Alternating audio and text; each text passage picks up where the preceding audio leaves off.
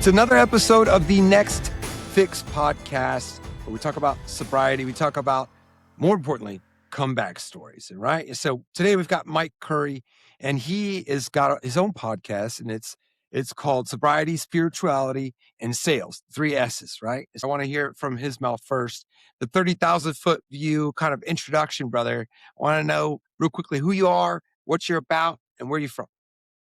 First of all, thank you so much for having me. I'm thrilled to be here, and I love sharing my experience and what God's done in my life. So I grew up in Tucson, Arizona, repping the Arizona hat, bear down, U of A. Spent a majority of my life here. I moved other places very briefly. I sold educational books door to door in college. And I did that for 6 summers. We talked about that briefly before the show, right? The sales kind of, dude, it was the greatest professional experience of my entire life, you know, and Door to door, man.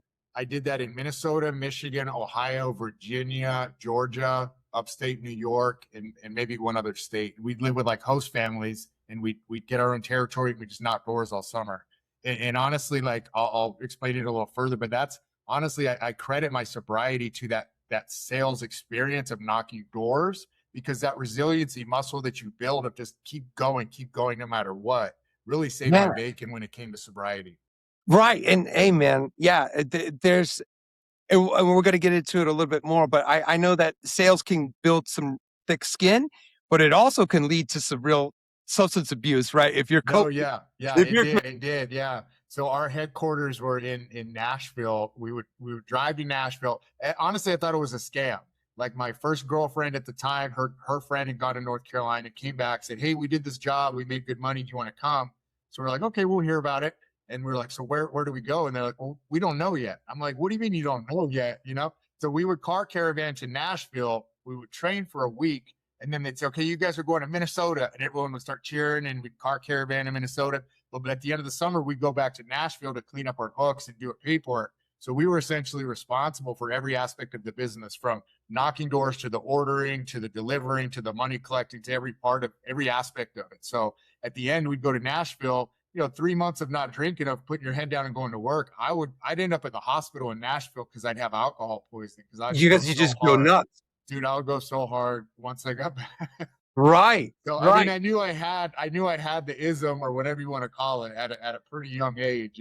People around me would say, "You need to slow your roll," and stuff like that. And you went that extra step, right? Which Dude, could be a gift and a curse. I always push the envelope. Right. Well, that's what I want to hear about. That's what I want to hear about, brother. I want to know when the train came off of the tracks, man. Like, because what you're telling me there, right? I'm like, what a great experience and memory. But I'm guessing it wasn't always like that.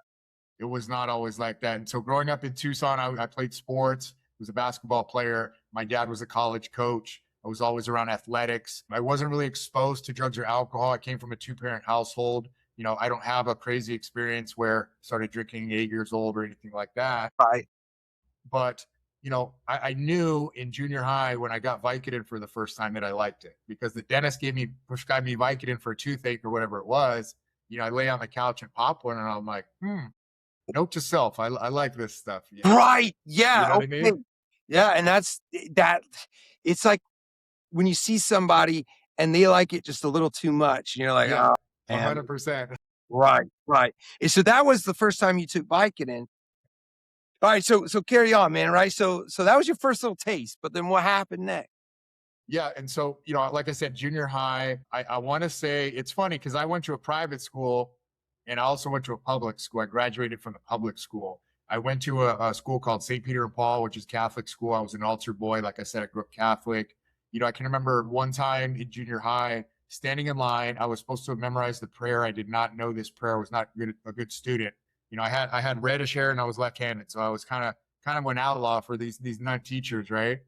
And I was shaking in my shoes, and I thought to myself in that moment, this is my shortcoming as a young person. But I thought, if this is what God is, I don't want nothing to do with it. I shouldn't have to come to God in fear. Right. And so it's funny because my mom was like, don't hang out with those public school kids. They're the ones that smoke weed. They're the ones that. And the Catholic school kids were the ones that first turned me on to weed, which was, I thought, pretty funny, ironic, compared to what I thought was going to happen. And so, started smoking weed in high school, junior, senior in high school. I thought I was a pretty talented basketball player.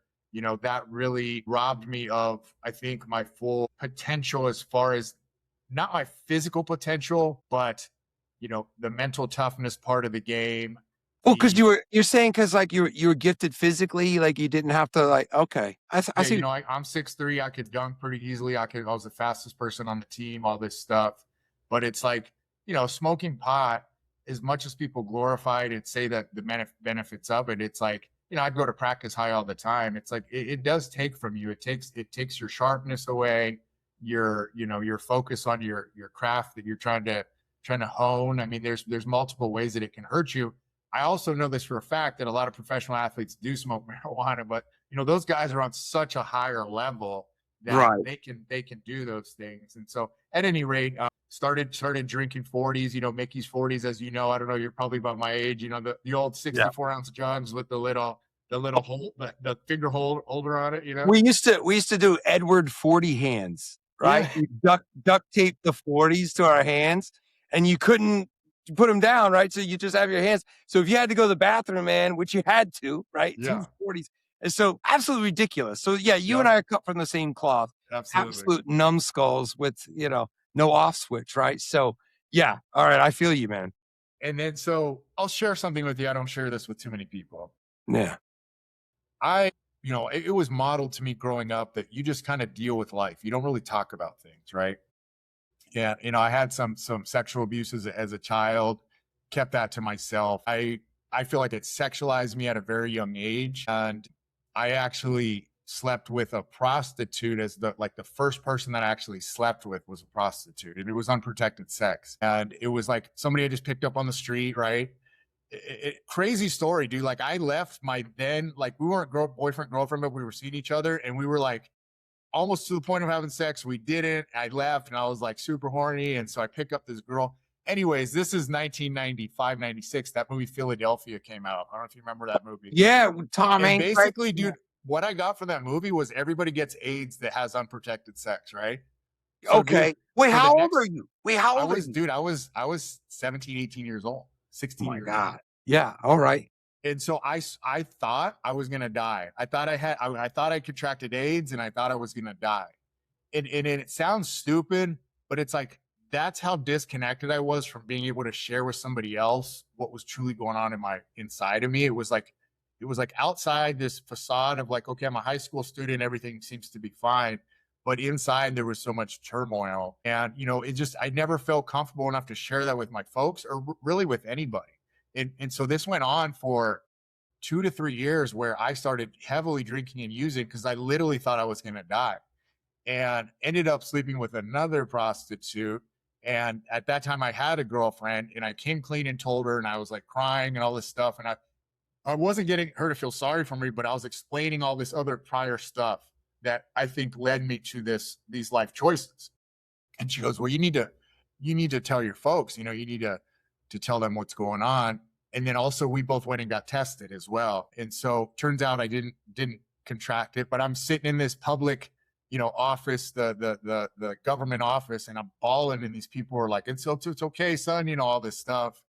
And so it just shows, I feel like I'm very passionate about sharing this with people. The things that you don't deal with on an emotional level, even a physical level, a spiritual level, you don't deal with those things in real time. They will come back to bite you in the butt. And you don't know when you're going to implode, and you just never know when that's going to be. And it's typically at a really, really shitty time. Yeah.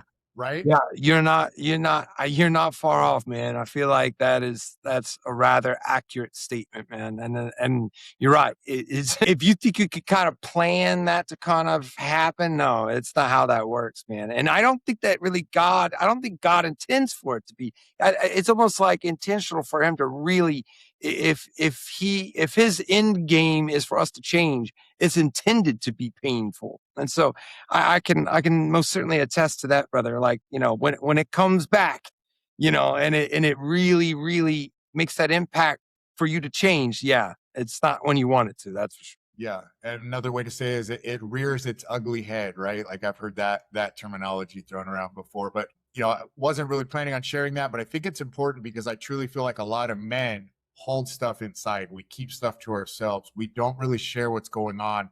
because society tells us we're supposed to be strong men. We're supposed to be the leader of the household. We don't want to bother our wife or our family with our seemingly trivial things, but those things again will compound and compound and compound until we implode. And so you see that now more than ever with society is, there's so many people that have mental issues left and right. And the ones that really try and hold it together the most, because you can see them all the time, they probably are filled with the most amount of fear. They're trying to act normal. They implode more so than anybody else down the road. Again, you don't know when that's going to happen, but it's typically life altering. But the great news is that is the turning point. That is a point. That is a point where we can choose a different path when we have a spiritual awakening, right? And my spiritual awakening wasn't until much later. I continued to destroy my life and get into harder substances and drugs. Yeah. Well, yeah, I actually talk about this often, is that I'm incredibly grateful for my demise, if you will, because I'm such a stubborn asshole that I wouldn't have turned around had I not been completely at rock bottom. And so I think a much worse existence were to be if I just limped along and things never got that bad. 100%.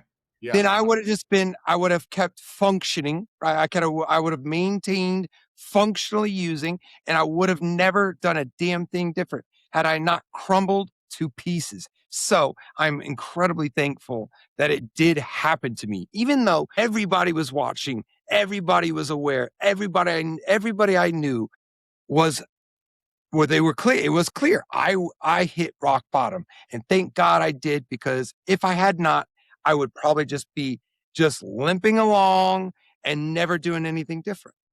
And that's kind of how I look. Yeah. No, well said. And honestly, like the men that I work with, just on a side note, these highly successful people that can function, right? That they're never at risk of losing their home, or their wife may mention moving out or leaving them, but they never will because they like the money that's provided. They like the material things, whatever that is. There's never going to be a severe enough consequence until they look at themselves deeply and get super honest with themselves, because that was my experience too. I had to lose everything but the clothes on my back to realize, hey, I'm the problem. It's nobody else. I've been blaming other people, circumstances, whatever. I'm the problem, and I need to fix me from the inside out. And then my life completely transformed. But kind of going back in chronological order. So what it was like, after that was I continued to do this sales job. I had a lot of success. People would always say, you have so much potential. And that's a bad word when people are throwing that around, right? Because it means you're not living up to it, right? So right? and you're spot on, but I need you to rewind a little bit, because absolutely. I mean, now I'm starting to wonder if we had hit record or not. But when you talk about a sales job, we're talking about the door-to-door. All right. So how long did you do that? I mean, I did it for 6 summers, 7 summers, from about the age of 22 to about the age of 29. Wow. Yeah. And I wanted to let you know that, like, I believe, well, it's a fact, like door-to-door sales, some of the top people on the planet started out that way, man. Is something about it. I've done it. You got to dig deep inside of your body to knock on a door and basically invade their privacy, and you will get threatened. It is so hard to do, man. So to do it 6 summers in a row, I mean, that's like, yes, it is a testament to your resilience. That's for sure. And I got good at it, and I was just really genuine with people. Like my mom grew up in Pennsylvania. My dad's from West Virginia. Some of the most authentic people you'll ever meet. I feel like I was blessed to carry that trait on. And it's like, listen, when you have a professional attitude and you're cheery and you carry joy in your heart, and you're just like, they're truly trying to like serve and help people. If you don't like it, great, I'll move on. It's like, it's a game changer, because it creates this environment where people are they want to talk to you. They want to find out about you and things like that. A lot of people have this stigma of salespeople in general, that we're all just trying to get their money, and right. And because people give it a bad rap, because there are those people out there that all they care about, they're psychopaths. All they care about is, their wallet, essentially. But there's a ton of great salespeople out there. I learned from like Zig Ziglar and some of these old school guys, right? That they did some of our trainings, and it was like, if you help somebody else get what they want, you will get what you want, right? So that abundance mindset is just like, there's no competition. It's like, I'm going to go out there and help people. And eventually, like, I'm going to be reimbursed for that. I'm going to make some money on that. You know, I'm going to build a reputation more importantly. Yeah. And I so, and I think it's changed a little bit, and I hope I'm not getting too far off the track here, but no, no, my no. Go. nephew just got into insurance sales, right? And Yeah, he's 19, and I'm thinking his heart's in the wrong place, and I'm even thinking all these things, and I've been in sales, man, for a yeah, long time, and yeah. I have all these poor opinions about where he is, and brother, let me tell you, it blew my mind that he was talking about how him and his sales team, they pray before they get on the phones, I and they love pray, that. they invite Jesus into the sales room, Wow. and they carry that in their call flows. And I'm thinking to myself, wow, that's like, and I said, brother, I told him, I said, if you can maintain that place, if you could keep Jesus in your heart on every call that you make, meaning that you're just thinking of them and what you could do for them, you will never be broke, brother, and you'll be at the top of every sales team that you're ever on, man. And I was so 1,000%. impressed. I was Yeah, so impressed, man. It was yeah. amazing. But I wanted to, 1,000%. I'm sorry to derail you because I No, know you're good. we're getting to the juicy part because you're talking about you got ripped down to where all you had was the shirt on your back. And so I want to know how we got there. Yeah, and first of all, I just want to mention, I feel like you're the type of guy I could talk to you all day long. So hopefully we don't get derailed too much here. So yeah, so after I started selling, after I got to the end of that book selling thing, and keep in mind it was only May through August, so it was a summer job to pay your way through college. And Mm. so what would happen is I'd come home to Arizona and I'd self sabotage for 9 months out of the year because I had a big fat paycheck, because I'd hang around the same people, I'd drink the same Kool-Aid, right? I'd like talk the same language, go to the same neighborhoods, blah, blah, blah, blah, blah. Playgrounds, places, people, right? We all know that analogy. And so it was this life of like potential and doing really good and momentum, and then crashing and burning, and then doing it again the same summer. And then, so just like a chart of just off the wall, like crazy heartbeat kind of stuff going on. And so that was kind of like a setup for what was to come, because my life became this story of self-sabotaging any type of success. Actually, I really did. That was the most success I had.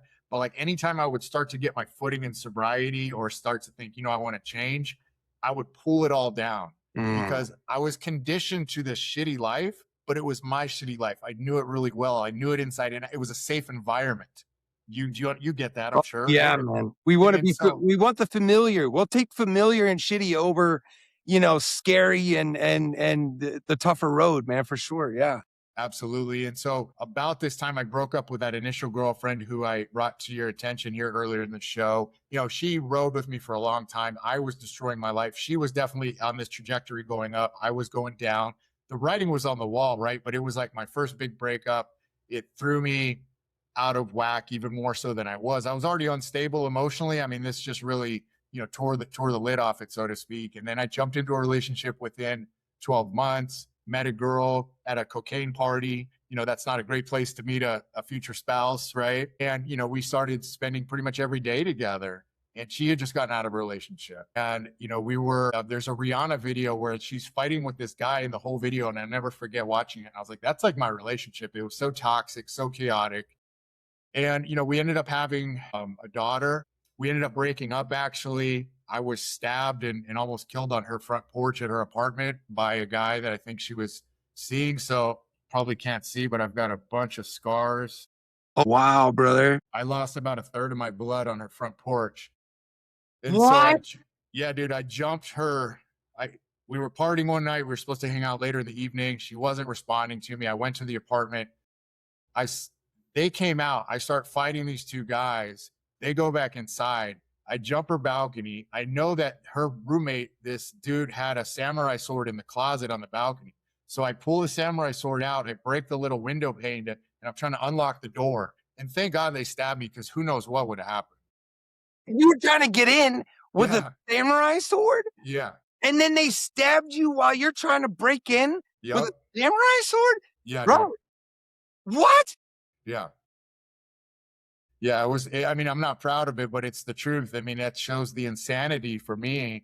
I had this one track mind where I wanted to hang out with her. She wasn't responding to me, and it was all about me, right? Like I had to get what I wanted out of it instead of just leaving it alone and being like, you know what, it's probably best that we don't hang out. And so we ended up having a daughter even after that. Like I got back into her life. And that's the best thing that's ever happened to me is my daughter's 17 today. But when she was a year and a half old, because of my addiction, my rights were severed as a parent.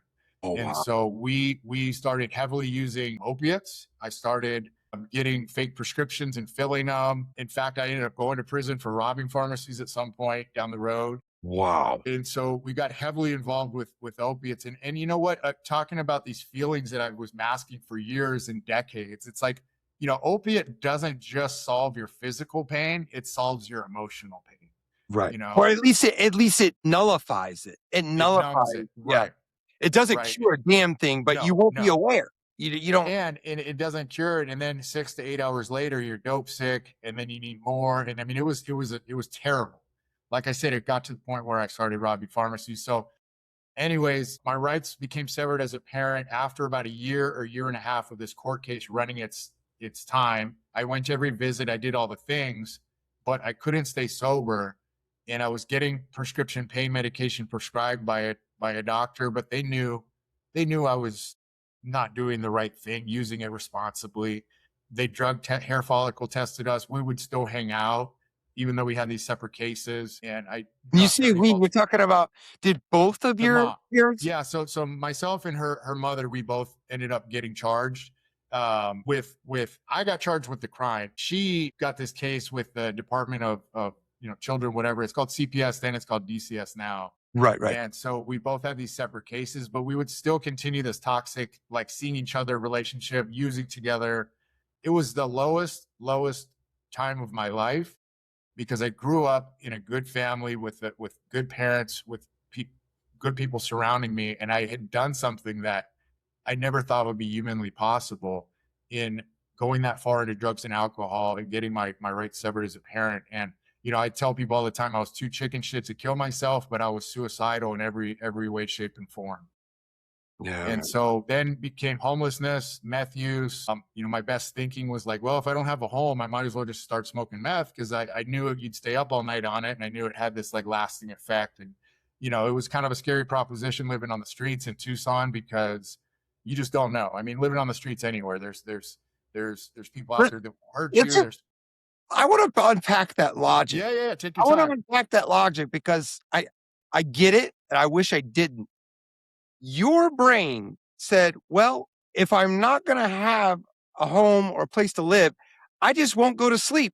And then That I was my don't need best a place. thinking. I'll just That, keep walking for months straight. And that was your addict mind. Like, well, I don't need a place to live because I just won't ever sleep. I'll just walk forever. And that was your brain. I mean, yeah, brother, I get it because it makes no sense to somebody who's not an addict, but that's yeah. what you're doing. It's crazy. Yeah, 1,000%. And also, it did a good job of numbing. That was kind of the consistent theme with drugs and alcohol for me, is it was a numbing deal.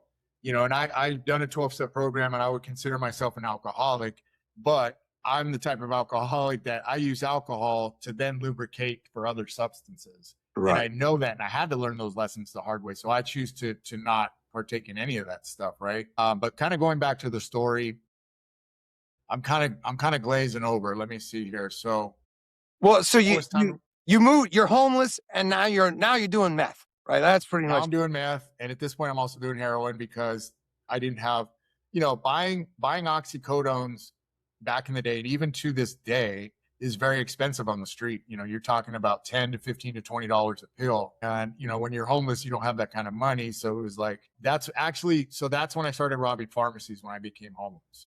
yeah. And ended up getting caught. Ended up Here's another kind of insight to my addict brain is I stole my roommate's car who was letting me live in his guest house. He had a breathalyzer in his Mini Cooper that was also a manual transmission. Wow. I go into this Walgreens. I'm like, I'm just going to scope it out. But I walk up to the counter with a big sombrero on my head. I shove tennis balls in my shorts to simulate a weapon. And I hand him this note and I say, I need you to fill this. And I bypassed like 10 people in line. And the lady looked at it and kind of her eyes bugged out. And she came back 5 minutes later. And get this, I start arguing with her about, she gave me 0.5 milligram Xanax. I wanted 1 milligram Xanax. So I'm sitting there arguing with this lady instead of just leaving, right? She gave me the bag. And so walk out and get in the car, and the car won't start because I'm not blowing into it right. So I'm sitting in the car, like trying to get this breathalyzer going. And by then the manager comes out, they get my license plate. I get pulled over close to the house because I didn't know what I was going to do, but I just went back to the house thinking I was going to get away with this. And I was caught red handed. And, I'll never forget because they pulled me out and they brought a lady from Walmart to identify me. And I had gotten high. I popped a shit ton of pills because I knew I was going to jail. Right. I've But the done that one too, brother. And so, yeah, it's like, well, I'm going to go to sleep now for a month. Yeah. I'm going to get locked up. Yeah. But the Boy, look on sorry. this lady's face from Walgreens was this look of terror. And in that moment, I felt something like, I can't believe I just caused that. It's like I didn't see what was really going on. I was just in this funk. I was in this, like, I was so checked out of life that those things didn't register to me what I was even doing, I think, right? And so end up, going to jail and getting out about 8 months later. And luckily they gave me 5 years of intensive probation, but I violated that after 3 days because I went and saw my daughter's mom. Took a bunch of Xanax, blacked out, got sentenced to 2 years in prison from there. And Man. my dad and mom would come visit me. My dad was elderly, at Parkinson's. Embarrassing to say, but not only did I have the CPS case, but my mom got a case against me with my father. So an adult protective case because of his Parkinson's. She felt like I was taking advantage of him, which I was, because I would ask him for money. I would tell him, hey, this guy's he's threatening me. I owe him $500, whatever BS story I could come up with. Right. My dad loved me so much. And it was like, I think he may have known, but he wanted to help. And so again, it's embarrassing to say, but the reason that I want to share these things, Ryan, is because God has completely transformed my life. I'm not that person today. Yeah. Obviously we wouldn't be talking if that was the case, but I just want people to understand the gravity of what God can do in your life. Yeah. That's ultimately why I share my story, is because. Well, how do you? So I'm dying to know, brother. I'm dying to know. Like, so it didn't stick when you went to prison for 2 years, or was that like, or did you come to Christ like while you were locked up? How did that come about? No. In fact, it got quite a bit worse. I mean, I didn't even know. My brother took me to an AA meeting when I was in my 20s to a place called the Little House in here, Tucson, Arizona. Very, old school kind of AA group, and I never heard anything. It was in one ear and out the other. And I was like, these people are whack and all this stuff. But down the road, I ended up going back into meetings and groups. But when I went to prison, I really didn't understand the concept of true addiction, because I thought when I got out, I was like, cool, I'm good. Like I'm fixed. I'm whatever, right? I've had this break. Now, I did use heroin the first night in prison. My buddy who was in there, he was mixed race, and he gave me some store, and he said, hey, don't tell nobody I'm giving you this stuff because I'll get in trouble. We'll both get in trouble, right? Because you're not supposed to take anything from a different race, right? Like Right. things like that. At any rate, I scored a little heroin, did it. It didn't really do anything. And then within the next few weeks, I started seeing people getting really beat up and messed up pretty bad. And I'd say, why is that guy getting beat up? Oh, because he owed a bunch of money to somebody. And I was like, okay, I'm good. I'm not using no drugs in here. I'm good. I'm not trying to do that. So like he would say, hey, can I have this store? Can I get these items? And he would trade it for drugs, but then he would never pay these people back. And then he would PC up, and then he'd go to another yard, but then eventually you kind of come back around.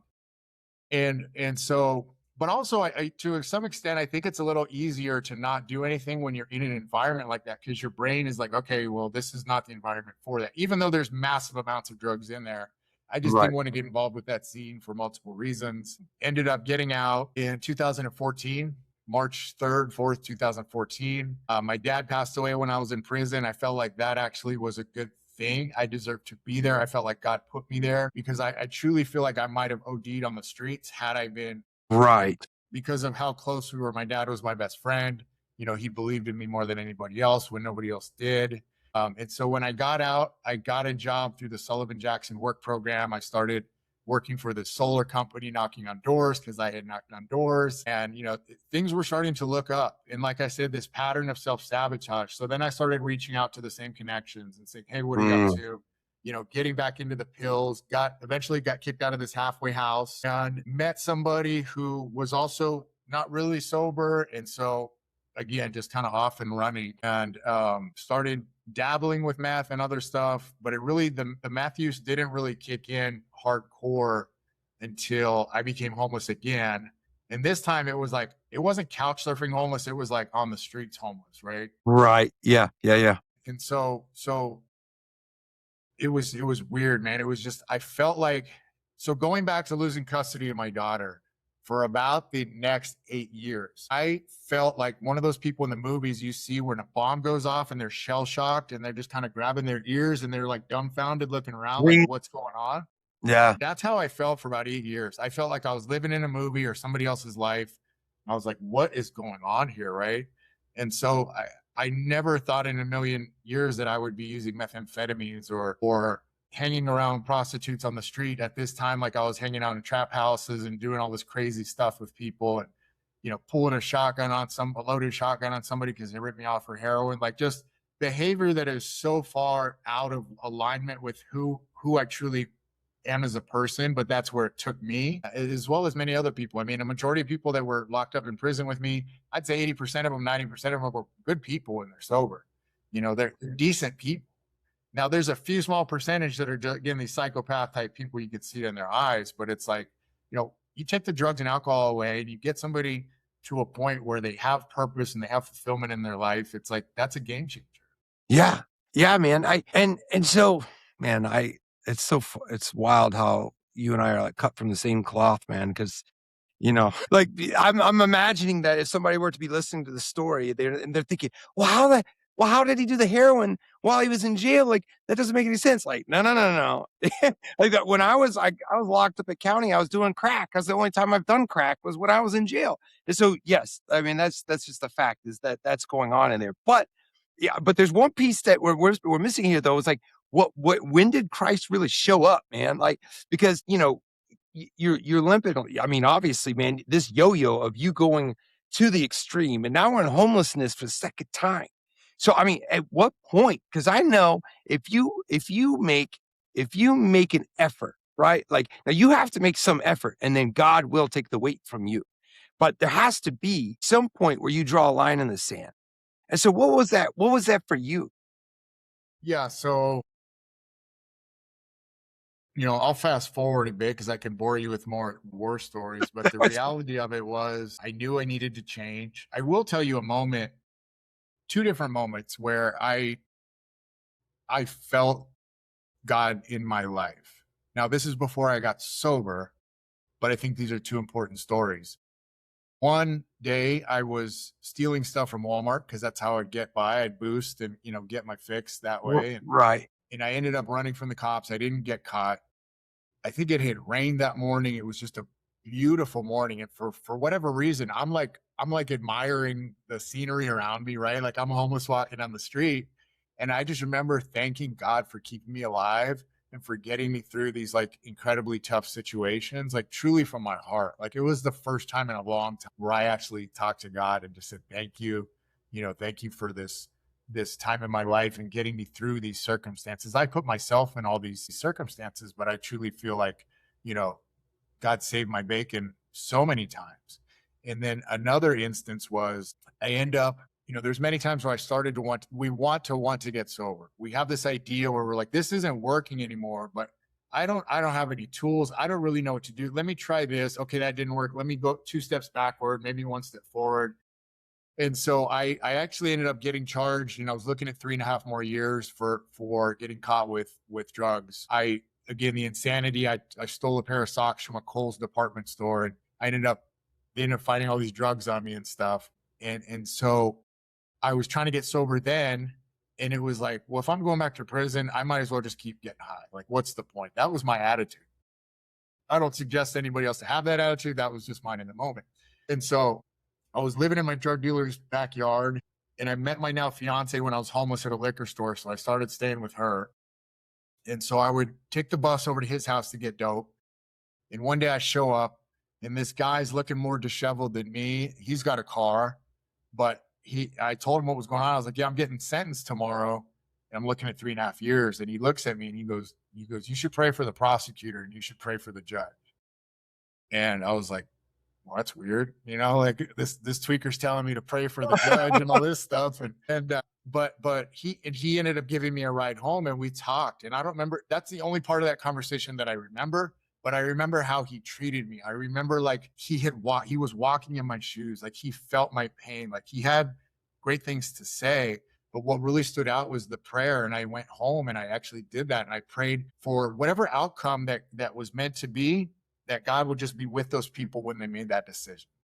And that was so against anything that in my mind that I would think would be like something I would do. And so that night, like a good addict, I got too high and I didn't show up for my sentencing, right? And so I'm freaking out. And so for probably the next 30 to 45 days, I'm dipping down alleys. I'm not really going out during the day. You know, I'm doing the whole thing and so my now fiance at this point, again, I'm staying on her couch. I'm living with her and she saw like the kind of the desperation or the attitude that I have with this, again, this, I don't even know what to do. I was so, worried. And she goes, just look it up. You need to find out one way or the other. It's eating you alive. Just look up the results. So we're sitting, I get right? it. So we're sitting on our couch 4 a.m. and I look it up on the little laptop and guess what it says? Dismissed on both charges. What? So yeah, dude. So that's dismissed without prejudice. Yeah. And so wait, but do you know why? Or I mean, does it like because okay, so I missed this part of the story, but I went to my public appointed attorney. And me and my fiance, she goes, I'm from Florida. I don't know about here, but the cops are dirty in Florida. I suggest you highlight every discrepancy in all these 6 different police reports, which we did. I took the time to do. I go, what is this? What good is this going to do? But I listened to her. And that's how God works through my life is he talks to me through people. I didn't realize that then. Right. Yeah. So I take this information to the attorney and he goes, no. And he goes, Mike, you might have something here. And I was high in his office. I'm on the 23rd floor of this downtown building. And I'm just like, all I'm thinking about is going to get high again. And I'm going to leave. And he goes, Mike, I'm going to walk out the door. And I turn around and he goes, you're a smart guy. And I'm thinking to myself, whatever, dude, like, and so I don't show up for sentencing. And so what had happened was it was an illegal search. So that this dope that they found on me since I had gone to the hospital. So when I started getting arrested, once I learned in jail and on the streets that tell them you have chest pain and they don't take you to jail, they take you to the hospital. So I would avoid going to jail. And so I go to the hospital and I knew that they didn't collect this. I'm not proud of this. This is just what happened. I had a fanny pack full of drugs and before the cops even come in the room, I'm getting searched by the security. I kick the fanny pack under the seat and I start kind of making this commotion. So when the cops come in, they book me. They don't book me with the fanny pack. And that's got all the drugs in it. Now they later charged me with that. But as it turns out, that was an illegal search because I was nowhere near the fanny pack when they actually opened it. So I was not a threat to them. So they needed a search warrant at that point. Wow, man. And see, this is, and people might argue with this statement, but like God will at times when you have a higher purpose, which we all do, like at times he will stick up for the scumbag, right? Like you're a scumbag, but he sees your heart differently than we do. And even we don't even see our own hearts the way that he does. So, he managed to make this happen and line those stars up for you perfectly. Like that's crazy, man. Yeah. And so it was around that time where I was like, look, I gotta change. I'm going to die. I'm going to go back to prison or I'm going to go crazy. Those are going to be one of the 3, results. I mean, it wasn't looking good. And so my now fiance, she was getting high with me too. She's been sober. She's 6 months behind me. So she's about 7 years. I'm at 7.5, but we couldn't stay sober. I ended up electing to leave and going to what they call the Gospel Rescue Mission, which is like a homeless shelter. It's a faith-based organization. From there, I went to a place called another halfway house, essentially. And then I went to a third one because the first one, there was a cockroach crawling on the guy next to me on the blanket, and I just couldn't stay there anymore. I was like, it was big too, dude. I was like, I can't do this. And so the second one, it was all guys coming out of prison and they were still hustling. And it's like the mentality of the halfway house, the business model was just take people's money. Who cares what, there was no real like healing or like solution there. So the third one I landed at, I was there for about a year. I started to do step work. I got a sponsor. Essentially, I did a 12-step program. And, he expressed to me the importance of having a God of my understanding. Yeah. And I think this is a long-winded answer, but I think what really resonated with me was that it's a God of my understanding. I don't have to choose the God that my folks gave me or that the Catholic Church gave me or all these ideas that were, passed down to me through the school or whatever else, right? Like it's not the guy in the sky with the big, great beard. It's again, going back to that fear. Like, I'm like, okay, well, who is God to me? I want my God to be a loving God. I want my God to, whatever that was. And so that little mustard seed that day where we were sitting in a little apartment that I had, and that's a whole nother story, but I said, okay, I have this is a small conception that I have. And we kept doing work in the book. I got really honest with him. I told him everything, even about the sexual abuse and stuff, which honestly, that was really holding me back from the growth that I really wanted and desired, because I had a severe amount of shame and guilt surrounding that. Right. Even though it wasn't my fault, even though that happens to a lot of people, like all those excuses that we can tell ourselves, it's like I had never really told somebody else. And then it's between me telling somebody else and with God listening. And that is just healing in itself. And healing, there's multiple layers. So I've healed from things multiple times and seen deeper truths and everything. Right. But that's when I started my relationship with God. And it has only deepened and it has only gotten stronger because of all the miracles that have happened since then. Truly getting sober is the biggest one, but I can probably rattle off a dozen different instances where God showed up in my life and just opened doors for me and did all these things that I would have never. Yeah, man. God, it's like, what an amazing journey, man. And yeah, like I feel like, yeah, we could be here for like a week and a half, man, because the depth of how many of these circumstances you got yourself into that are just mind blowing, that it's, that you're still here. And so I am curious, like, what's developed as a result of all of this? Because I mean, how does your work look like these days? Because you're hitting on so many cylinders, right? And so I only know, like, I didn't do too much digging, right? But we've got sobriety, spirituality, and sales. I mean, what is Mike Curry? What does it look like for you these days? Yeah. And so, I start my sobriety journey November 5th of 2018. It started, my last relapse started in Albuquerque, New Mexico. I was selling solar for this company. The guy who hired me back a few times that I worked for him when I got out of prison, I did that door knocking job for solar. He had done like 10 years. He was also an addict. So He did 10 years in prison. he did 10 years in prison. Okay. So he was a like-minded individual. That's why he gave me an opportunity. And so, we're driving out to Albuquerque and we're rolling into town, and he looks at me and he goes, "Do you want to go to the strip club?" And I was like, "Yeah." And I was sober about a year. I thought I had everything all put together. And no, and I didn't drink that night. But what I can tell you is I had no business being at the strip club. Right. And it's like, what I did do though, is 45 days later, I went back to that same strip club and got drunk, because I kept playing the tape of fantasizing. What did he do? Because he didn't come home that night. He went to the casino. He picked up some girls, right? Like all these things. And it's like, my foundation was really shaky. And, Yeah. little things would come up in my life over there because I was new to living there and things were going on. And it's like, I didn't know how to emotionally handle those things. And so I relapsed and I came back to Arizona because I had a court case, and then walked out of a hotel room on the South Side after, doing meth all night, looking at the pipe in the morning full and just saying, this isn't working anymore. I want to try something different. I don't know what that's going to look like. So that moment of clarity was my sobriety date. And then moving forward, I started working in this carpet warehouse here in town. What was it? What was the date? What was your date, brother? Because November 5th, 2018. Yeah, that's because I was thinking I'm at 7 years, but what am I? March 31st, 2019. Anyway, Dude, is I'm that not. St. Patrick's then? Nah. I was Wait. gonna say that. Oh, it's not. No, it's like. Okay, all right.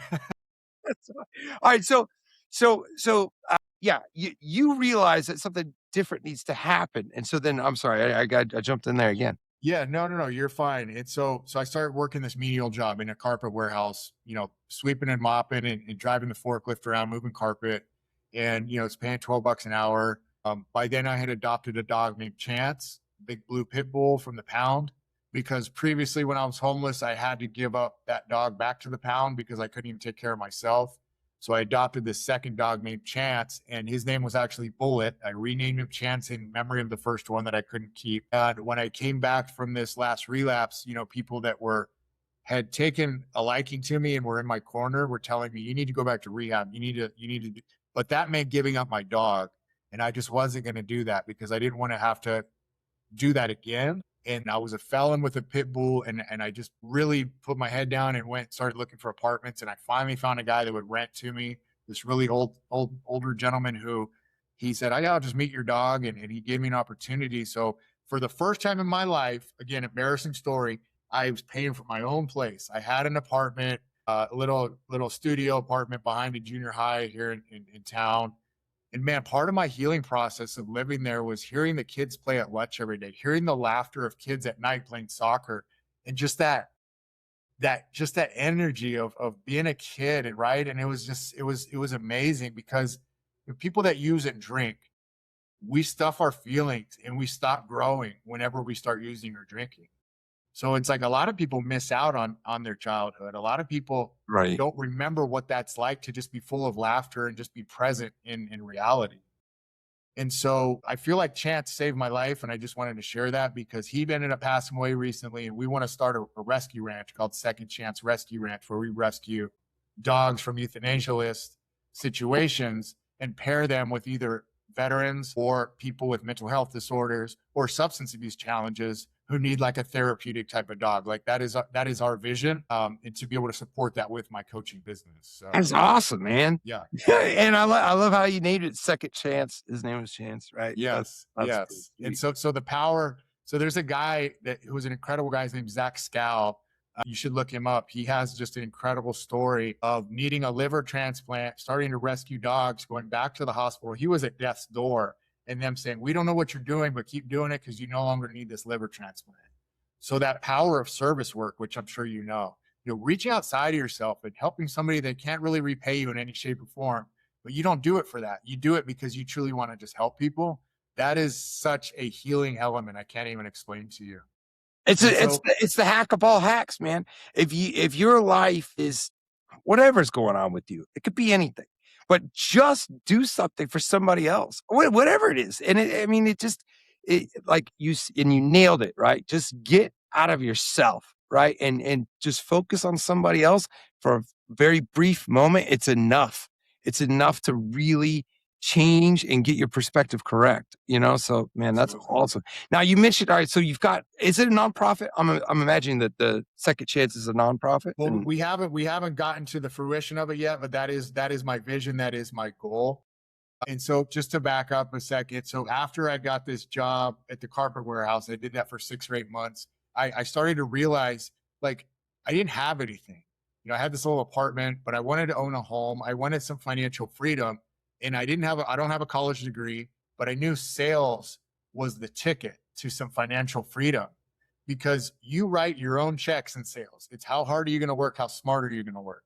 There's no cap on it, right? Right. And so at this carpet warehouse, I'm sweeping floors and mopping, and I've got my earbuds in, and I'm listening to like Jim Rome and Tony Robbins and all these uber influential people talking about personal growth and development and changing your mindset. Yeah. And I truly feel like life beyond sobriety is about continual growth and choosing a positive mindset and choosing to take what life, brings your way with a positive attitude, right? Like I've seen so many people just get sober and maybe that's where they want to be. Maybe that's fine. But to me, I didn't get sober to live just a menial life. I want to live abundantly. I want to thrive. I want to be happy, joyous, and free, as they say. It's so perfect, man. And by the way, I worked for Tony Robbins, right? So I was on his sales team. And were you? And I know that he did exactly what you're talking about. He learned at a young age that he was getting paid to clean offices, and he realized that he wasn't getting paid by the hour. He was getting paid to just get it clean. So he knew if he just worked his ass off and cleaned them, he could knock out 2 and get paid double, right? This is like a very early lesson that he had learned. But he was listening to Jim Rohn, which was his mentor, His right? mentor, right? Yeah. And he, that's what he was rocking in his, I was gonna say earbuds, but they weren't earbuds, right? Whatever the Yeah, hell. yeah, whatever it was back then. But no, but the power of visualization, the power of positive self-talk, like all these things that people think are goofy and corny or woo, they are not. They absolutely work. Manifestation is real. Now, I don't mean that you sit on your bed, you pray for something, and you wait. I mean, no, you put one foot in front of another and you put it work, but you will achieve what you want to achieve. And I tell people all the time, it's like, look, if I can come back from homelessness, prison, losing my daughter, and now being in her life in an amazing way, anything is possible, and anybody can do that. One thing that I'm real proud of, before I tell you how I was able to get the financial freedom, is that from the first time ever, my daughter will be traveling with us solo. We're going to Michigan in about 3 weeks for like a family reunion, and her grandmother finally gave me permission for her to come with us, and I am so proud of this. And I'm just like, this is God working in my life today. And I think it's important because, oftentimes people think that just because they get sober, they should get everything back, or just because they make a couple little changes that everything should change right away. And that's not how God works. That's not how the universe works. It's like, no, you have to stay with it. Why are you doing it? If you're doing it to get A, B, or C, you're doing it for the wrong reasons. Right. Like in my case, I knew I had to get sober for myself. But by doing that, I had at least a chance. All I needed was a chance, right? Right. And so through this visualization, and through this mindset work, and through the door-to-door book selling experience that I had, I felt like I just needed an opportunity and I could prove myself. And I kept going. The gym was always consistent in my life, even in homelessness. Like, I worked out at bus stops. I was that weird guy that was doing push-ups and pull-ups at bus stops, Right. working out in my drug dealer's backyard. But at this time of my life, I was going to an LA Fitness, and I kept running into the owner of a bunch of dealerships here in Tucson. I'm probably the most influential business person in Tucson. And he was so friendly. And I thought, because I had applied with them and they didn't even interview me. And I thought, if I see him again tomorrow, this is my mindset from selling books. If I see him again tomorrow, I'm going up to him and I'm asking him for a job. What does it hurt to ask? Right? What's the worst somebody's going to say? Tony Robbins. Yes, no, whatever. Right? Yeah, right. And there you go. You got your answer. Like, you'll never know unless you ask. And so I told him my story. He started tearing up. He told me his dad was an alcoholic. He said, son, we'll get you in for an interview. I can't promise you a job, but we'll at least interview you. I've got a second chance program. And he does. Like, he's an incredible human being. And they hired all people with disabilities to wash and clean their cars. He's done so much for people that are like, for wheelchair athletics here locally. Anyways, I could go on and on. Incredible guy. But I knew I just needed this opportunity to prove myself. And I crushed it in the interviews. I did 5 interviews. I never cried so much in an interview like I did then, right? I told him I overshared. Yeah. And so got hired, and I became one of their top salespeople year after year. And I think when I work with business people that want to get sober, the biggest thing that I tell them is that your consistency lies in your emotional regulation. So if you're an addict or an alcoholic, or if you just drink too much or you watch too much porn, your emotional state is so dysregulated. How can you show up consistently at work and perform at a high level? Because sales is not for the weak at heart. You have to show up with intention on a daily basis. So how can you ever do that if you're not emotionally regulated? So what sobriety gave me, what my relationship with God gave me, was this consistency in business, right? Something that I never would have expected. Now, it took me a while to learn the lingo of selling cars and to kind of understand how to close deals. But once I got it, and it took off. I got the financial freedom. I was able to become a homeowner about 4 years ago. I'm able to financially support my daughter. I was able to, save enough money in my 401k to leave that job and now use that money to fund my business and to start this new venture. Yeah. Well, what's the new venture? So I have the coaching business. So I coach business professionals, business owners, entrepreneurs that they know alcohol is running their life and they want to find out who they really are without it. And again, this goes back to the beyond sobriety, because I truly feel in my heart that if your main goal is just to get sober, you're doing yourself a disservice, because there's so much life beyond just getting sober. And if you don't build something worth living for, you will revert back to what you were doing. Man, I agree with you wholeheartedly that I know that if I don't have an aim, everything crumbles, right? And I just have to be that way because moderation's not in the cards, right? Like I have to be over the top and I have to be pointed in a healthy direction. Cause if that's where, whichever direction I'm pointed, I'm going to go nuts at. So it has to that's the part that I have to get right. And so that's why the no brainer is to aim at God, aim at Jesus. And then, everything else is, will kind of fall into place. But if I don't do that, right, the enemy will take those sights and get me right off track real quick. 1,000%. And Ryan, what I hear you saying is that you used to have those same traits. You've just used those traits for good now, because you chase God and Jesus like you used to chase the drink or the drug. Mm-hmm. I'm the same way. I can remember walking from a casino way outside of Tucson, probably 30 miles back into town just to get high. It took me about 16 hours and I fell asleep twice while I was walking, all just to get high, right?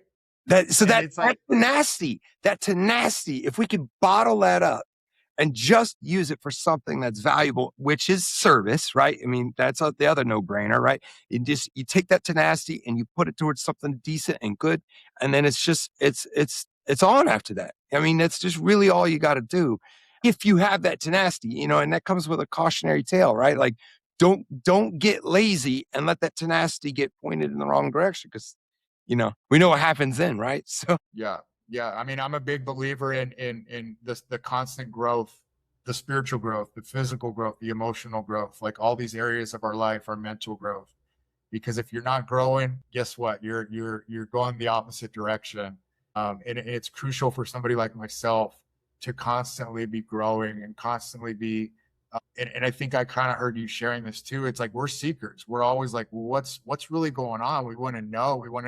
And that was detrimental back in the day, because it's like, someone tells you there's this drug or whatever. And you're like, well, I want to know what that is. right. Right. It's like, what was that Johnny Cash parody movie where that guy kept going in the bathroom and he's like, you don't want any of this. He's like, what is it? He's like, it's marijuana. No, it's the truth, man. And I mean, it is a gift and a curse. And so like we have that choice. And you said that very early in this conversation, is that we get to choose. And so we could choose to take these superpowers and put them to something that's useful. And so I'm so excited that that's exactly what you're doing. So, well, you still haven't shared what is the name of your coaching business. I know that the Second Chance nonprofit with the dogs, that's on the way, right, brother? I mean, that's coming. But what is your coaching model? Where do people go and see it, check it out, and all that stuff? Yeah. So you can follow me on Instagram. That's linked up to everything Mike Curry official. My coaching website is mikecurrycoaching.com. There's an assessment on there you can take to see if you have a problem or not, how bad that problem is, to kind of give you some insight. My model is a one-on-one model. I love the energy of working with somebody in person. I think that holds a tremendous amount of value. I think in today's day and age with AI and with Zoom and everything else, like that's great. But my thing is I love the in-person. So I do VIP sessions where I'll fly out to somebody and spend a week with them and just immerse myself in their life and just really kind of get to the root of the problem. And so typically, let's say this is all founded on a client that I was going to work with that told me he was going to go to a rehab in Milwaukee. It was $50,000, but they were going to let him bring his phone so he could continue to work. And I said, well, dude, I'll fly out to you, and we'll work for a week, and a fraction of that cost is what I'll charge you, and you can continue to run your business. And I think, with the busyness of life, and a lot of people are in a position, a lot of people are a paycheck away from becoming homeless. Let's face it, right? Right. Who can really afford to take a month or two away, even though that's what it requires? Right. When sure. People say I can't afford to do it. Well, you can't afford not to do it, because your life's going to be even worse in the next 12 months if you don't do it. But with that being said, having the flexibility of someone like myself to fly in, to just really start fresh, build a foundation, get to the root of the issue. And then they have just this tremendous start on their recovery. We set up a game plan for the next 6 to 12 months for them. A lot of my personal recovery is based on fitness. I also am getting certified in breath work right now, elements of rhythm breath work. And I feel like that holds a tremendous amount of value in healing aspect of it. There's some inner child work that we do. And so, all these things, I work with guys for as short as 6 months, as long as they need, really. And so I also am a speaker, a podcaster, as you mentioned. Mike Curry Coaching on YouTube is my podcast channel. And so, I'm just, I'm trying to, my thing has always been, I want to glorify God with everything that I do. Yeah. I want people to know all the nitty gritty details of my life. I'm not ashamed to share what I've been through, because I feel like somebody will hear it and be like, dang, if he's done that, like, what's possible for my life? Right. And that's ideal. That's what that is, to turn your test into a testimony, brother. And that's what we're meant to do. So, well, hey, listen, man, I really, what an amazing life that you can speak to these days. Right. And I think that the contrast is necessary for guys like you and myself. Right. We understand what the dark looks like, and that gives us the appreciation for the light. And that's where we're living at these days. So, yes, sir. Hey, man, I appreciate you, man. Really. Ryan, thank you. Yeah.